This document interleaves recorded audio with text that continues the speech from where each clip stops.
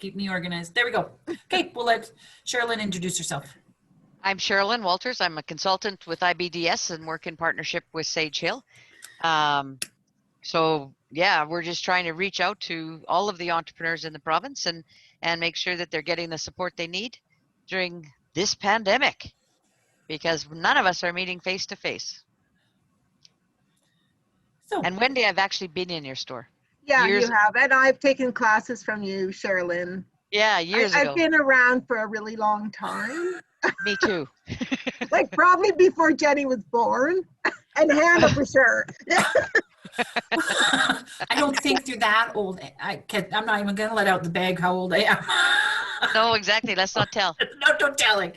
So with that said, we're going to turn it over to you guys, Hannah, and lead us through this wonderful world of ads. Sounds good. Thank you guys. Thanks for having us. Yes. I'm just going to share the screen here so we can walk through. Can you all see our screen good? Yep. Awesome. Okay. So I'm not going to present because I have lots of tabs that we're going to go through, so just make it a lot easier. So I'm Hannah and this is DJ, and we're the co-founders of Zap Creative. We also have launched our Zap Academy. So we do everything from branding, website design, marketing studio, and training hub. So inside the studio, we do everything branding, marketing, websites. And then Academy is all the different boot camps that we offer for entrepreneurs and businesses. And I'm a graduate from one of the boot camps. Fantastic. Yeah, so good. Congratulations. Yeah, there was a big feat. She did amazing. She wasn't laying on the floor. Her mind exploding with ad content. So the first thing we're going to go through is the stats, the Facebook stats. So 1.79 billion people on average log into Facebook daily and are considered daily active users for June. This was June 2020. This represents a 12% increase in year over year. So now since COVID, things are going crazy online. As Wendy was speaking about, she's now doing phone calls, selling as well. So this is another way to sell. So Facebook stats as well. Facebook is the third most visited website, outranked only by Google and YouTube, which is crazy. 43% of Gen Zers, so different generations, surveys said they find it difficult to choose what to watch, listen to, and read. Facebook as well as Instagram are a great way to nurture these relationships in a natural and brand relevant way. Gen Z is already estimated to influence $143 billion in spending in the US alone, according to the Barclay report. It's crazy. It's So Facebook is a place to be. What we're trying to say is lots going on Facebook, and your audience is here. So this is why we talk about advertising on Facebook. What about some of the stuff that I've heard that the younger generations are actually leaving Facebook? They're more involved in Instagram. Yes, so different generations, they go onto TikTok, they go onto Instagram. Yeah. Some of them are leaving Instagram and going onto TikTok. So they kind of abandon, they're a bit more fickle of a generation. Thankfully, though, a lot of people don't focus on that generation. And so you're not keeping up with things so frequently, where the older generations focus on Facebook and Instagram. So that would be like the 35-year-old market. They're still on Facebook and Instagram. So it depends on your audience, is where you want to focus on. So we're going to get into creating an ad. So we wanted to speed up. There's a lot of content to cover when it comes to ads. There's many components to consider. So a lot of people think that they put a photo and then they, maybe boost it. When you post on Facebook, there's a boost. We're going to go through and show you how to be the most effective with your ad dollars. So the first one is your audience. You're thinking about, who is this ad for? You're kind of painting a picture and saying, what is their age range? What is their race? What is their gender? And then what it is you're doing that's helping them. So we go through and we think of, in your mind, you think of your ideal client and who this ad that you're going to be creating for is targeted to. So for Wendy, with sewing, think of that ideal client that you really want to have come into your, your courses or your webinars, things like that. So you think of her name, if it's a girl, you think of her goals, other brands that she follows, preferred channels for social media. Traditional just means like newspaper or those traditional forms, billboard, radio. And then getting into more of those demographics on the corner here. You know, what is her job? Is she retired? You know, where is she in her life? Does she have children? Does she have grandchildren? That really paints a picture as a little bit of a roadmap for who this ad is for.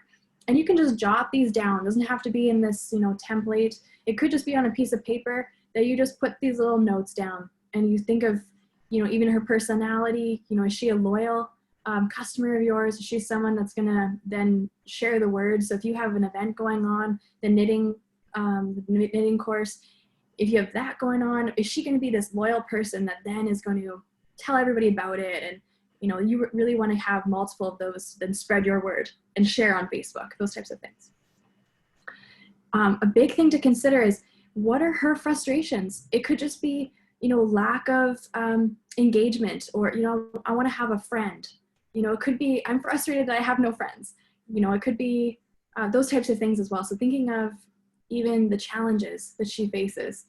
You know, is she having a hard time finding a class that she can have fun with? You know, is it hard to get to? Does she not want to be connected with people across the globe? Does she want to have people in her own area? So it's kind of creating this, painting a picture of who she really is and what she wants from what you have to offer. So the second one here is your competition. So it's good to look at, even if they're not a competitor locally, it's even inspiration from other companies around to see who the competitors are in your space. And just doing Google searches will really help you fine tune who this competition is. But then that gives you ideas on how to be different. So when you know what your competitors are doing, you know how you can be different, and you know how you can really use your strong points to position yourself. You know, if you find out that your competitors are always using the same colors as you, maybe your brand looks very similar. Maybe there's some brand tweaks you can do, or adjust your colors a little bit to be different. So it's good to get a sense of what everybody in your space is doing, as well as inspiration for other companies that you're like, I just love what this company is doing. They sell fabric. They're in the States. They offer some really amazing classes. And then you can really start to have this model that you're following, instead of trying to reinvent the wheel, looking for, what do I do today? How do I promote on Facebook? You know, what kind of ads do I do? So a way to see what your audience is doing in the ad side, not just with Google, but this is through, so you want to go on Facebook and you want to search in a competitor at the top here. You put in your competitor and you choose it. Say my competitor is a skincare company. Say I have a skincare brand and I want to see what Sephora is doing. What are their ads that they're putting out? You scroll down into the page transparency right here. And you're going to say, click, look at it, and you're going to scroll down to the ad library. So you go to the ads, and this is going to show you, what are they doing? How are they posting? What kinds of ideas can you see from them that you can do it in a different way? Did you just go directly into their site to see all of their ads? Just on Facebook. It's all there. Page transparency. It's all there. Tool. Wow.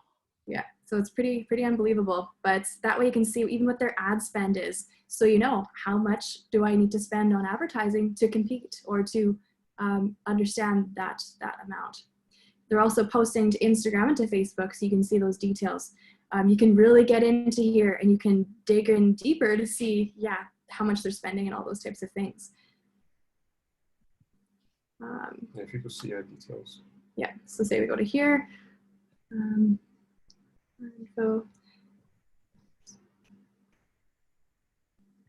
There's more details in here, so you can kind of get a sense of what kind of traction they have, which is pretty crazy. So it's something that not a lot of people know about, but it's a good way to get an insight into your competition, so that how to adjust and go from there. Do you have any questions so far about audience and competition? Anyone? So make sure before we move on, talk pretty quick. So,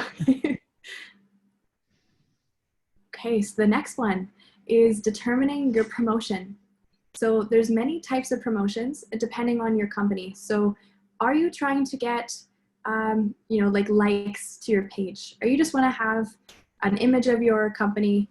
Say it's just an image of your company, your store, and you have a picture of that, and you just want to generate likes. You know, all I want to do for promo is just get likes to my page. I want people to see what we look like on the, you know, the outside, and have people come into our page and see what we're all about. So that could be considered a promotion as well. Another thing could be, you know, we're offering, you know, 20% off for the month of November, let's just say, because of Black Friday. You know, so you want to create your promotion around, it can be around the season, it can be even around your own, you can see your own trends in, you know, November is a really big time that people start buying fabric because they're sewing for Christmas. So you can do a promo surrounding whatever that promotion is. And then we go in and you can determine different types of ads in the advertising once you upload it. So there's many ways of promotions that you can go. But then once you choose that, then you go to the next. So for example, we want to create this ad. We came up with, I'm just gonna scroll over here. So for us, we came up with, you know, we want people to be their own boss, and we help them, enable them through branding to be their own boss. So we created our ads in Canva.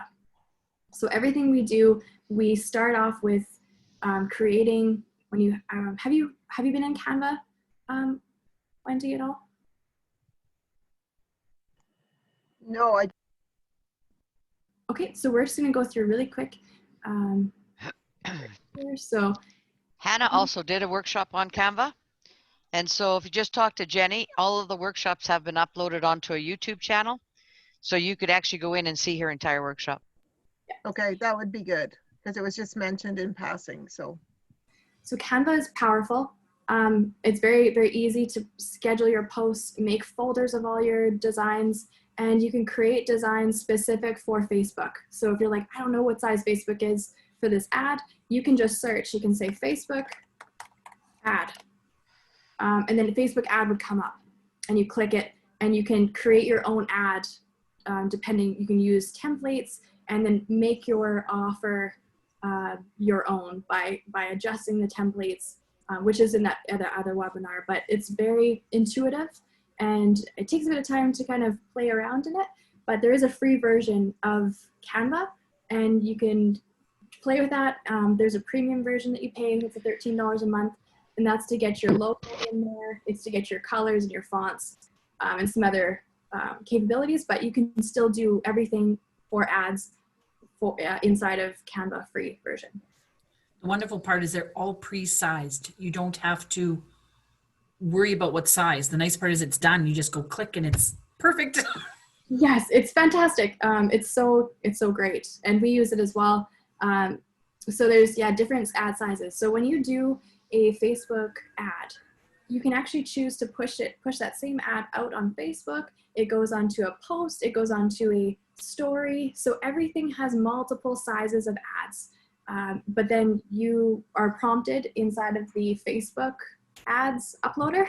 So when you upload and you're like, oh my gosh, I don't know if I have this story ad done, it'll actually tell you that you haven't uploaded that. So then you go back into Canva and you search inside of the create a new design, and you can search story ad. You're like, okay, there's my story ad. And then you can create the same design, just altered to fit this format. So once you have your design, I'm gonna find my design. Just ignore it. Ignore me here, I gotta find my design here. We've got a lot of open things here.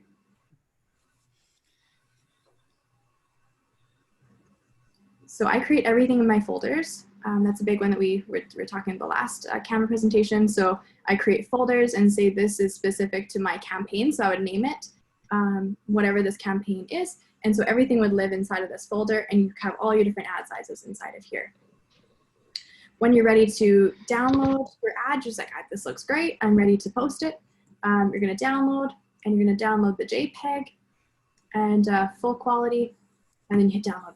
And this will prepare your design, it'll download it to the corner, and you can pull that right onto your desktop. So then I just pull that right into here, and then I upload it after. So that's quickly how to create the ad inside of choosing the different templates. And then the next step is the ads. It's all of the next, DJ is the master when it comes to anything tech related. So he's gonna show you how to upload all of this other side of it here. Okay. So DJ will take it away here. I'm just gonna scroll to where he's at. Okay. All right, so everyone, this is DJ. Hi, DJ. Awesome.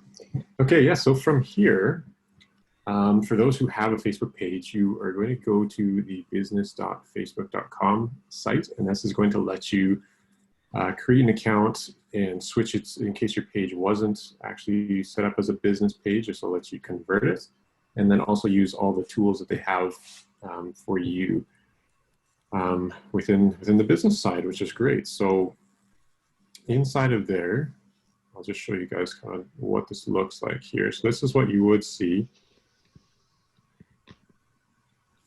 This is the Facebook Business Suite. They've recently changed the name of this. They've got a couple more things in here. So this is what you'll end up seeing on the inside here. And then one thing that we're going to need to do is create an ad account. So from here, inside of the Business Manager, you're going to go down to this section here that says Ads. And then you're going to go to this. You've got a couple options. So in order to create an ad account and create a Facebook pixel, Wendy, do you happen to know what a Facebook pixel is? Not sure? Okay, so Facebook pixel, what that does is it's actually a little tracking pixel that you can put onto your website so that as visitors come and visit your website, you're able actually to retarget them. So when they're on Facebook, they're going to see an ad pop up that you've set for them. So that way you're remarketing to your website traffic. It's one of the most effective tools that you can use right now. So in order to set up that pixel, we need to make sure we have an ad account. So we're going to go into the ad manager here. People need to see your ad or your post around between 7 and 8 times before they buy, if they're a new customer. It takes time to build that relationship and see you in multiple areas, and that's why ads are important, and getting this remarketing with a pixel so that they're able to see it more times and think about it more. Yep, absolutely. So first things first, we're gonna have to create the ad account. So because we've already created one, you won't see the same thing of what we're seeing in here, but I'll just do this for reference here. So I'm talking about clicking on this little button right here, this little grid, and it's gonna open up this menu here, and you're gonna go to your business settings. Oh, this is taking me away, not where I want to go.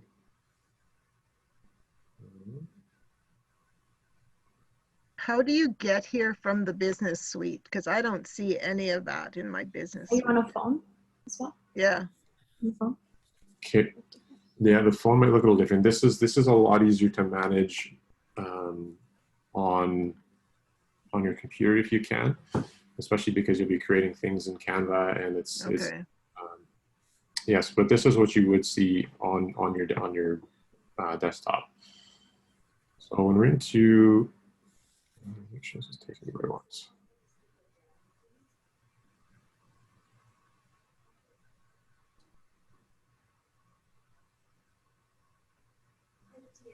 Okay, because we had multiple pages here. So once you're inside of so this is the ads manager as well.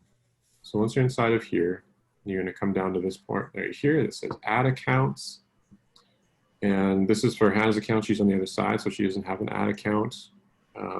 For us, I manage it through my Facebook, in which case you would add one. If one was already created, you would be able to add it here. You can also request to add one. So if another business or someone else has been managing it, they can get that request and get sent over, or you can create a new one. And then you'll go through those motions, set up your billing and all of that. From there, we're going to come down to this portion right here. So this is called your data sources, and this is where your pixels will live.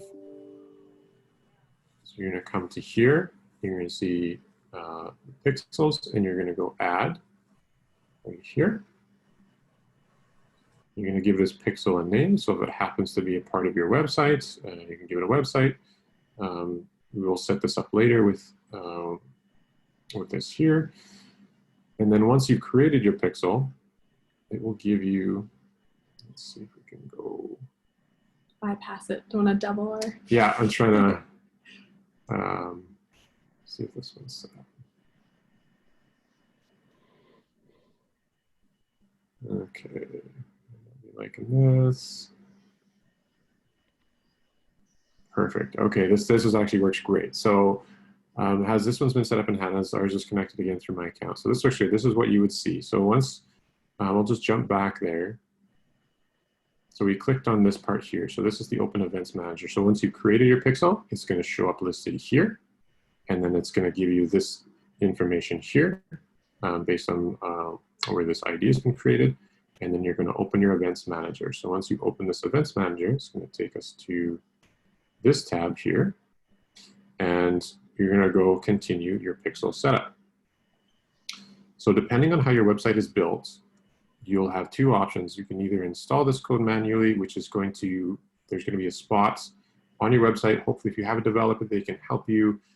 This code will get put in the head tag of your website, or you can use a partner. So if your website happens to be built on any of these platforms, they make it very easy for you to go through the motions to help install this as well. Squarespace, WordPress is one of the most common. Shopify, of course, as well. So let's just go through WordPress. It's going to let me do that. So you'll just go through these motions here. And the way that WordPress works is you download a plugin.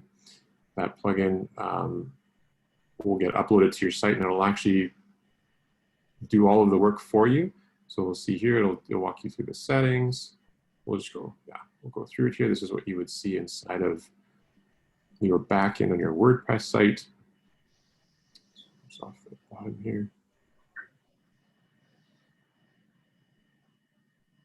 There we go. We'll continue. It's going to ask you to install this plugin via this part here. You're going to upload it, and then you're going to choose the file. You're going to install it, and then you're going to activate this plugin. You're going to review these settings and just confirm that this is the same as what you're seeing back in Facebook.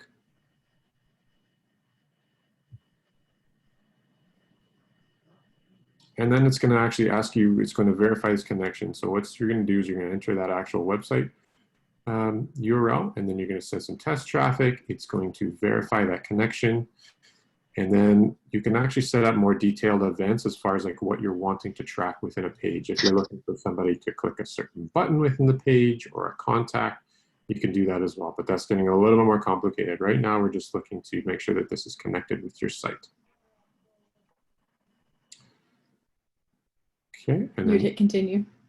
What's that? You'd hit continue. Yes, you would obviously finish that out and go through those motions, and then it will show up let's go back actually inside of the Events Manager. You will actually see the events within here. It'll let you know when people have visited. If you've set up an actual specific event that you're wanting to track, it will show up those statistics there as well. And yeah, so once that pixel is set up, this will also show up in your account, which we're going to review back in the actual ad. So let's jump back to the business suite here. You've got two options. This, as far as creating your ad goes, you can create one from here in the business manager, or if you're looking to do more of a campaign driven. Campaign just means multi sizes, essentially through Facebook. So we're talking about the story and the Instagram. So one's a square, one's a rectangle, and one's a story. What do you call it? Tall rectangle. Yeah, yeah, and also if you were to run multiple ads, this is how you would go through the motions here. So you have a specific campaign, you would have different sets of ads, and then you would have ads within those sets as well. So this is looking if you're going to do something a little bit bigger and need to manage all of these things that are kind of pointing towards a similar goal. So on the simpler side, you can just create a single ad here. So this is what we'll go through here now. And of course, it's going to give you some great prompts. Automated ads are something to look into. Depending on your business niche, it can help you. This has been growing over time. It's a little bit simpler for you, but if you wanted to do it manually, this is how you would do it manually. For us, let's say we were going to try to get more website visitors. And let's use, okay, so this would show up as well. So if I had the, if I went through all those motions of setting up the pixel, it would have showed up here for the pixel. This is because we have another company attached to me, and we have another, our Zap is attached to DJ's Facebook page. So that's why you're seeing this. Yes, yeah. And so this is where this is also this Facebook pixel is going to be pulling info from as well. So your website visitors and lookalike audiences, this is why we recommend having this as well, because obviously the people that have taken interest in your website will likely also be interested in what you're doing as well. Other options, you can manually select people through targeting as well. If you want to set up a custom audience, like Hannah said before, if you had something very specific that you wanted to target people for. Like women who are ages, say 60 to 65, you can edit inside of there. Yep, you can add their demographics, their interests, and their behavior. So if they were to like Wendy, for you, if someone would be likely interested in things like Fabricland or Michael's, you can add that as an interest for them in here. And it's or gardening. There might be people who like to garden, or other interests that would be similar. Yeah, and general topics as well. It doesn't have to be necessarily businesses. It could just be general interests as well. So we go forward with this one here.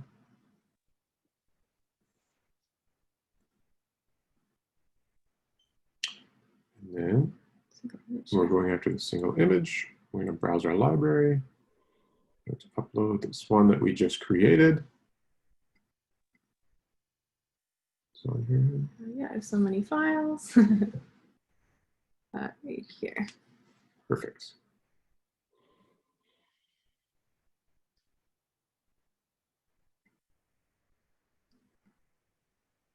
Click continue.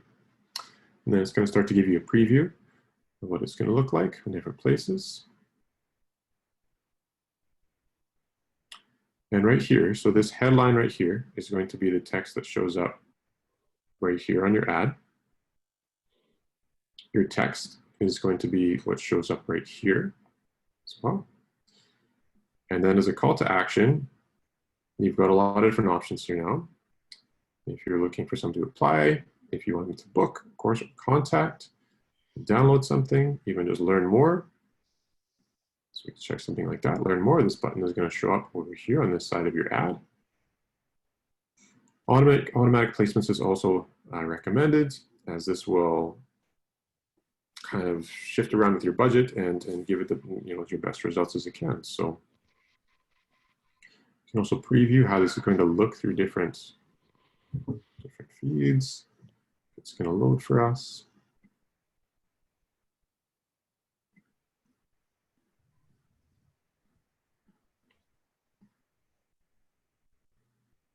Usually this will show you, if it was to load, it would show you the different format and give you kind of a preview of what it's going to look like. And then from there, we would set a budget. So the great thing about Facebook ads too is you have control of what you're spending. And oftentimes you can start a low budget. We wouldn't really recommend anything less than $3 to $5 a day. That's going to give you enough reach on the ad and interest to kind of see what's working. And then you can either tweak things accordingly. And then once you find something that really works, you can look at increasing that budget. So sometimes adjusting the content of the ad within like a week and just kind of seeing. Sometimes you add, even just like adjust the copy a little bit, you get more traction because people get to understand it better. So it's good to test it out and see how it's performing. Yeah. So this would be the basic rundown. You're going to see inside of here as well, there would be your reporting will show up over here. And of course, it's going to talk about a couple different metrics, one of them being reach. Now that reach is how many people, obviously, that ad is getting to. And then there's also, you're going to get another metric called impressions. So if anyone has ever actually scrolled by it, or it's even shown up in their feed in some way, you're going to get an idea of how many impressions the ad has made. And then depending on the metric that you're tracking, if you're looking for link clicks, or if you're looking for whatever you're looking to track within that ad, it's going to show you that as well. So, and then it'll also break down one more cost, or one more there. So it'll be the average cost per action. So for instance, if you had, you know, 1,000, you've reached 1,000 people, and 10 of them have clicked on your website, and you've spent, you know, $10. You know, that click cost you 10 cents, or it's going to give you that kind of a number of like, okay, how much did it cost you to actually get that link click to your website, or again, whatever you're looking to manage. So that's going to give you the idea of kind of your return on the money that you're spending, and yeah. Any questions about the Facebook pixel and ad side? I know it's going to be a rewatch multiple times, I'm sure, going through the steps, uploading it. But do you have any immediate questions we can go over a second time, or?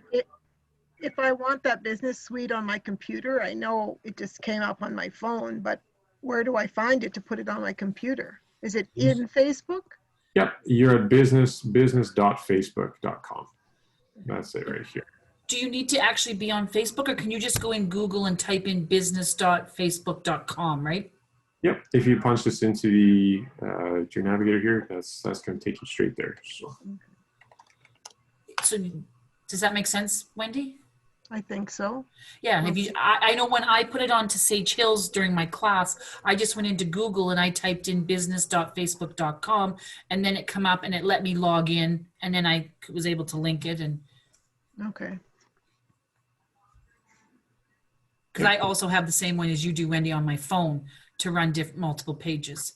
But Right. the desktop one it's bigger. It is a little bit, once you get onto it, it's a little bit easier. Okay. I'm just going to pull up this one here. I don't want to add too many things because there's lots to think about. But in boot camp, we discussed the different types of Facebook ads. And I just want to pull this up here just to show you the examples. I'm just trying to find it first so I don't give everybody a headache by my scrolling. So tell me again, Jenny. So Sage Hill has a Facebook page. Yes, we do. And so then what you did is you went in and you did business.facebook.com. Yep. And then you just linked Sage Hill's existing Facebook page? Yep, and now I can access, see, I actually have I have Sage Hill's Facebook page. I have our Bruno Lumber Facebook page. I have my daughter's music page. I have 5 of them in total that I manage, and I can pull and flick back and forth either on my phone or in this app, and it just shows them all. I don't know how I actually got them all there, but they are all there.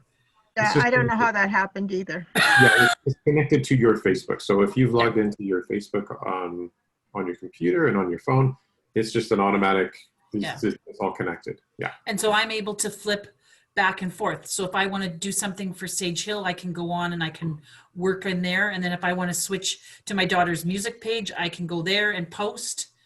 And I can go to Christmas on Main and I can post there. And I can go back and forth. And then when I go to share something from Facebook, it actually comes up and says, I click pages, and then I have to pick which page I want to share something to. And then I can pick Sage Hill, or I can pick Bruno Lumber, or I can pick Christmas on Main. Does that make sense? Where I have trouble is when people message me, finding out where the heck it came from.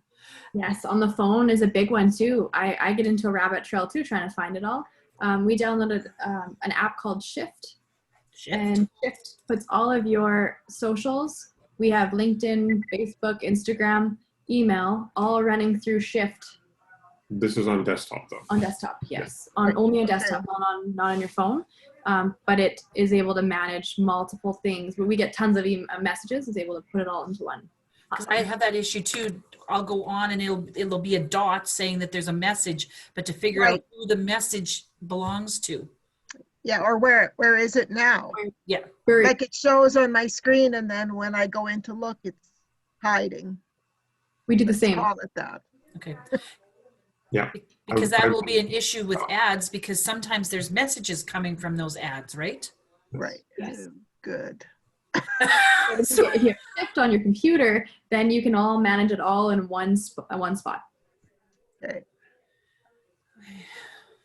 So another thing to think about is when Facebook, when you choose a campaign, there's different kinds of Facebook ads. So one is called a carousel, where it has a little button and it swipes over, and so you have up to 10 images that you put on here.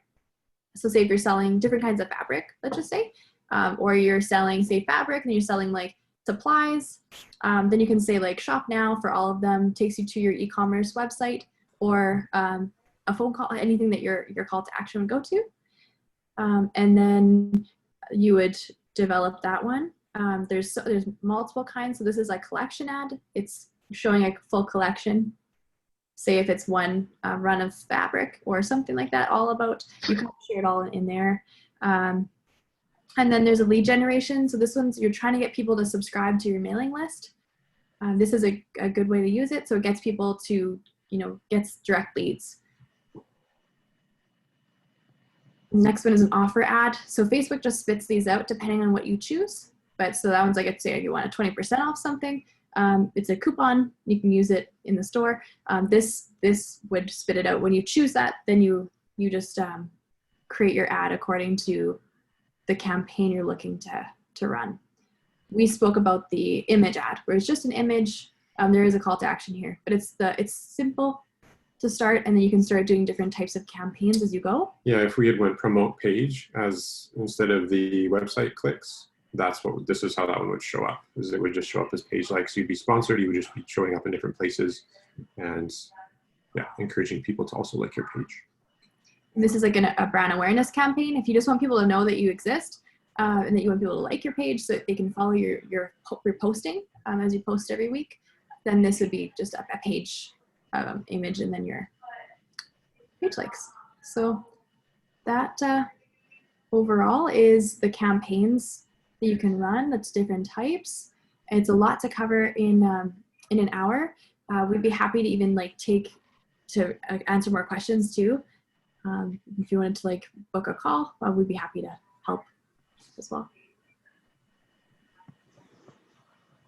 Do you have any questions, Wendy? Oh, many, but I don't know what they are. I agree with you. I went through boot camp and I'm still scared to run our first ads, but I'm gonna try. Awesome. I should come to Bruno. Yeah. You can call me, Wendy. We're only a phone call away. You and I can stumble along together. Well, We'll video. I have a e-commerce website, so to speak, Awesome. but I'm stuck because I don't know what to do about shipping. Cool. Is it Shopify or is it? No, it's that other one that starts with an E. Let's see. eBay? No, EWI something. Euclid.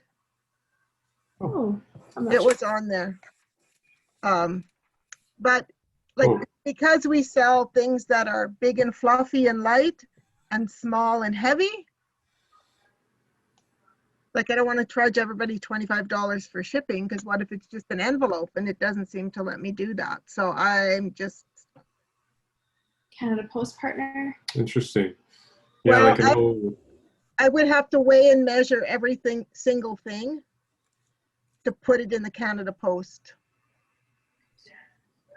I know Canada Post has some integrations for WooCommerce, which is through Yeah. WordPress. So Canada Post has their own plugin where it, you would put in the weight and the dimensions of your product, and then it's going to spit out kind of a calculation and their best estimate of what it's going to cost. And generally speaking, it can be fairly accurate. And of course, if you want, you can set a little bit of a markup too, just to kind of make sure you're covering your costs. But I'm not too sure about this one you're talking about. Yeah. No, it's in there. I can hook into that, but it means I have to take every single item and weigh and measure it.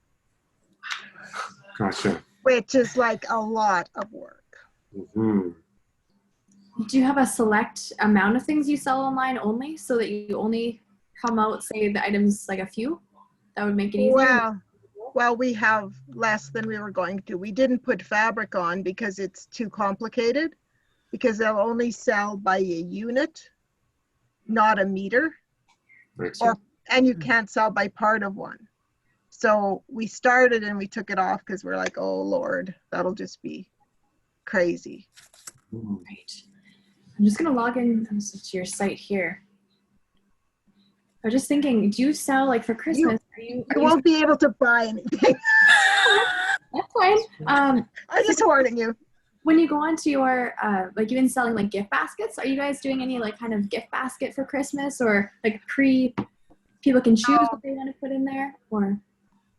No, we haven't done that. We've just got the items set up. You know, we have kits, we have books, we have patterns, we have notions, things we can actually sell without driving ourselves crazy in the store. Oh my goodness, yes, I can believe it. Because that's the other problem with the fabric, is how do we keep track of what's online being sold and what's being sold in the store? Those would be like Shopify has like a warehouse management, like, so you like to keep track that speaks to each other with the website, but I'm not sure.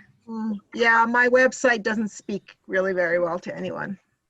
I was going to say for Canada Post, what I found more often than not is that the dimension makes the bigger difference versus the weight. Unless the weight is incredibly heavy, it doesn't really change the price. So a lot of times you just need to know the dimension of the product for Canada Post to actually give you an accurate estimation. So if you had a general idea of, oh, this is only, 4 inches by 4 inches and 4 inches, or however big it is, then you can put that along with your product info. And I mean, that should generate a fairly accurate quote. Okay, I'll maybe put some in and see what happens. But everything is different. That's the problem. Yeah, For but sure. wouldn't you be able to just, for yourself, just do one of everything, right? So to ship your little kit, you know that's going to cost you, if I ship it all by itself, it's going to cost me $10. If they ask for that, so that's $10, that's in there. Then what about, and then you've got a package of whatever else you said that you had, but it's different. It's long and narrow. And so you take that package, put it together, do the dimensions on that, get that quote. Well, that's going to be another $5, right? And so then as people are buying a multiple of items, you already know what it's going to cost to send that group of items. Relatively close. Maybe. Just a suggestion. Yeah, it's tricky because, we have a ruler that's too long, not heavy and not thick, but too long to be anything other than a parcel. And a parcel, you can't ship a parcel for under $15 these days, of any kind. Yeah, that is. So, some people are creating, like, a lot of people, they want to be online, but it's hard for them to do that because they have so many items. You can, like how I was saying with the basket idea, you can just do a couple items and then say just promote those ones. So instead of, say, selling the fabric, maybe there's things that are even smaller sizes. So even if the fabric is smaller, or something that's like doable. So being able to create, what goes in your basket or in your, and then just promote that. Say if it's for Christmas, it might help make things simple for you. So then you know exactly what you're offering. Or your top sellers, right? Like if there's, instead of focusing on getting everything, focus on those things that people would want, and maybe even put out a survey, right, to those who are you following. What we tried to put on were the things we did not sell when we were locked down, because people couldn't see them. The patterns, the yarn, things that people need to see more. Like, they seem to be able to text us pictures of fabric that they wanted. But when it came to yarn and patterns and notions, those things didn't really sell. So that was a clue that we should maybe have that stuff online. Awesome. Done so many things. So many things, so many things. And her store is loaded from top to bottom. Hmm. Right, Wendy? Hmm. Yeah, Yeah. it is. Yeah. And it took a small child, all summer to get what we have on there now. That's Yeah. awesome. And it's only a small portion of it. That's But great. the small child couldn't help me with the shipping problem. Small child. Well, she's not that young, but she's small.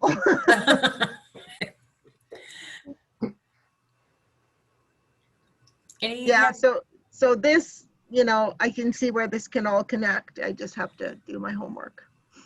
It's keeping it simple. So, how we work on is we have multiple services we offer as an agency, and we picked one and we said, we want to try and get more of this specific service. And you focus there first. So say if you want to sell this particular, what would be your top seller, would you say? Sewing machines. So even There's a huge shortage of them, so I don't have as many as I would like.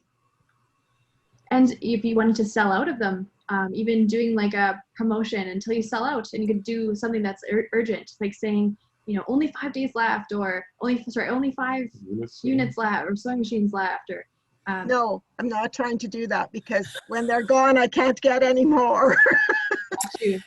That's the other part of the pandemic is there's a shortage of so many things. Yeah, everything's stuck in shipments. Yeah, I've heard that. Heard multiple places. Yeah. That's my husband is living that. Yeah, our low-level machines, we have 5 left, Okay. and I have no clue when I'll get any more once they're gone. Wow. Mm-hmm. So then what would be a second? Would it be fabric? You want people to Probably fabric, yeah. Fabric and notions. Like the little supplies, needles, pins, that kind of stuff that everybody needs to sew. So I wonder, even creating with like the fabric, do people come into the store and browse and purchase, or do you do like bookings only, like come in? Oh, no, they can come in. We can only have 4 at a time in, but they can come in and shop. Okay, that's awesome. We also have pages set up on our website where we have some products that we're not selling on the sellable page. Like the machines are on there and you can click and see what they'll do, but we don't actually sell them on there. And we're trying to get the fabric on there too so people can look. But fabric's tricky too because a picture is not always right. Are you targeting people local? No. No, you're targeting. No, my customers come from all over Western Canada mainly. Got you. So you're trying to show people that fabric so that you can sell it. Got you. Yeah, so that if somebody's looking for linen and in a certain color, they can find it on our site and then just call and order it.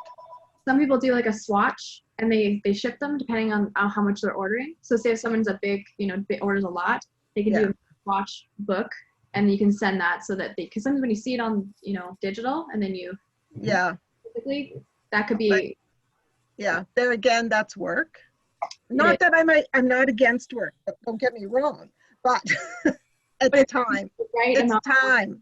Yes. Yeah. Sometimes it's testing that side. Because the pandemic has made a lot of people test. There's just so much that's changed. Wendy, your high school will have a program where their grade 12 students are required to do so many volunteer hours. Right.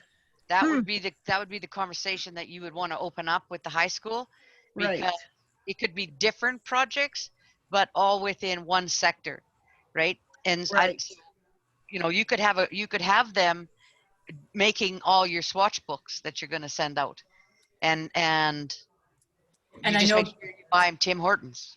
I know that's an issue right now too in the school system because my daughter's in the system here, and it used to be easy for them to get those volunteer hours, but they can't.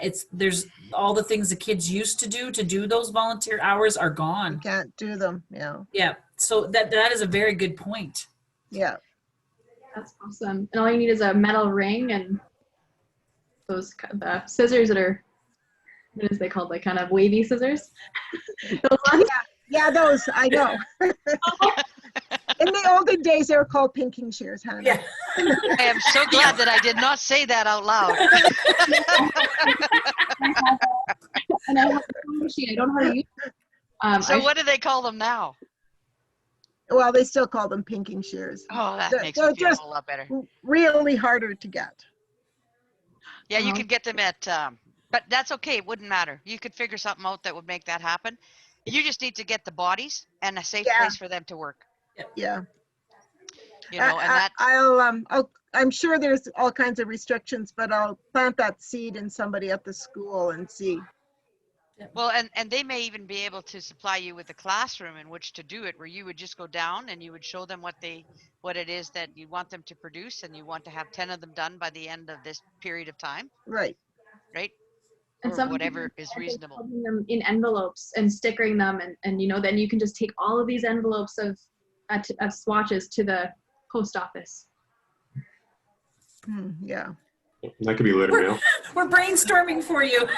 Yeah, thanks. Yeah, here's the problem. Sometimes by the time that's made up, that product is gone.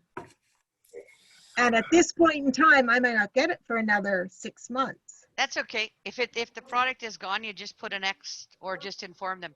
Just make sure you get their email addresses, anybody that you're sending Yeah. swatches out to, and then just inform them that lot number, however you're going to identify them, is no longer available. Right. And that would just make it simple. Then you're actually interacting with your customers a lot more often. It's not just a matter of sending a swatch and waiting for an order. Right. It's saying, I know you're out there and I know what I gave you. I'm just giving you an update. This is a similarity maybe that we have to this fabric. Right. And the other thing I would do is I would also talk to the high school if they have a computer program. Yeah, I've thought about that one. Well, in the computer program, those kids also have to do volunteer hours.